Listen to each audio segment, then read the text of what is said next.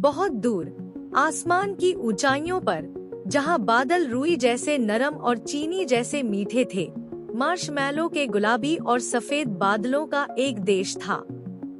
उन्हीं बादलों के बीच एक नन्ही सी परी, जिसका नाम नूर था, और उसकी प्यारी दोस्त मेलो, एक नरम दिल लोमड़ी, अपने मार्शमैलो से बने घर में रहती थी। उनका घर मीठा और चिपचिपा था, जिसकी खिड़कियां कैंडी से बनी थी और छत से वनीला की खुशबू आती थी। एक दिन जब नूर अपने छोटे पंखों से घर की सफाई कर रही थी और मेलो धूप में ऊँग रही थी, अचानक एक तेज हवा का झोंका आया। हवा इतनी तेज थी कि उनके घर की दीवार में लगी मार्शमैलो की एक ईंट अपनी जगह से हिल गई और नीचे गिर पड़ी।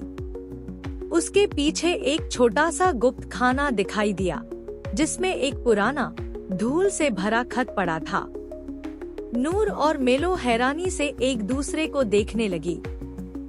नूर ने कांपते हाथों से खत उठाया और उसे खोला। उसकी सुनहरी स्याही 50 साल पुरानी होने के बावजूद चमक रही थी। खत में लिखा था, मदद, मैं परियों की रानी हूँ और मैं 50 सालों से पॉपकॉर्न की वादी में कैद हूँ। एक बहुत बड़ा कैरेमल पॉपकॉर्न का पहाड़ मुझ पर गिर गया है, जिसने मेरी जादुई ताकत को कैद कर लिया है। मुझे कोई आजाद करवाओ। नूर की आंखों में आंसू आ गए और मेलो के कान चिंता से खड़े हो गए। उन्होंने एक दूसरे की आंखों में देखा और बिना कुछ कहे फैसला कर लिया। उन्हें अपनी रानी को बचाना था। वे तुरंत अपने घर के बाहर खड़े सबसे बड़े और मजबूत मार्शमैलो बादल पर सवार हो गई। नूर ने अपनी जादुई छड़ी से इशारा किया और बादल हवा में उड़ने लगा। उनका सफर बेहद जादुई था। वे इंद्रधनुष की नदियों के ऊपर से गुजरी, चीनी के क्रिस्टल जैसे तारों के पास से होती हुई आगे बढ़ी। दूर से उन्हें एक सुनहरी चमक नजर आने लगी और हवा में भुने हुए मक्खन की खुशबू फैल गई। वे समझ गईं कि पॉपकॉर्न की वादी करीब है। जब वे वादी में दाखिल हुई तो उनकी आंखें खुली की खुली रह गईं। हर तरफ पॉपकॉर्न के ऊंचे ऊंचे पहाड़ थे, पिघले हुए मक्खन की नदियां बह रही थी और हवा में पॉप पॉप की हल्की आवाजें गूंज रही थी। उन्होंने एक बहुत बड़े चिपचिपे कैरेमल पॉपकॉर्न के ढेर को देखा। उसके नीचे से एक बहुत ही हल्की रोशनी निकल रही थी। रानी यहीं है, नूर चिल्लाई।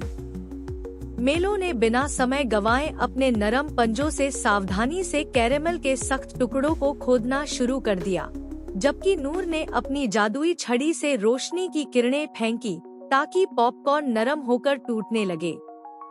दोनों मिलकर हिम्मत और लगन से काम करती रहीं। आखिरकार एक जोरदार झटके के साथ कैरेमल का सबसे बड़ा टुकड़ा टूट गया। उसके नीचे से एक शानदार रोशनी का धमाका हुआ और परियों की रानी आजाद हो गई। उनके पंख इंद्रधनुष की तरह चमक रहे थे और उनके चेहरे पर 50 साल बाद मुस्कान थी। मेरी बहादुर बचाने वालियों, रानी ने प्यार भरी आवाज में कहा, तुम्हारी छोटी सी हिम्मत ने आज परियों की पूरी दुनिया को बचा लिया है। उन्होंने अपनी छड़ी घुमाई और पूरी पॉपकॉर्न की वादी ताजा, गर्म और स्वादिष्ट पॉपकॉर्न से भर गई और एक खूबसूरत बगीचे में बदल गई। नूर और मेलो खुशी खुशी अपने मार्शमैलो बादल पर बैठकर घर वापस आई। उस रात जब वे अपने मीठे घर में सो रही थी, तो उन्हें अपना घर पहले से भी ज्यादा मीठा और आरामदायक लग रहा था, क्योंकि वे जानती थी कि बहादुरी का स्वाद दुनिया की हर मिठास से बढ़कर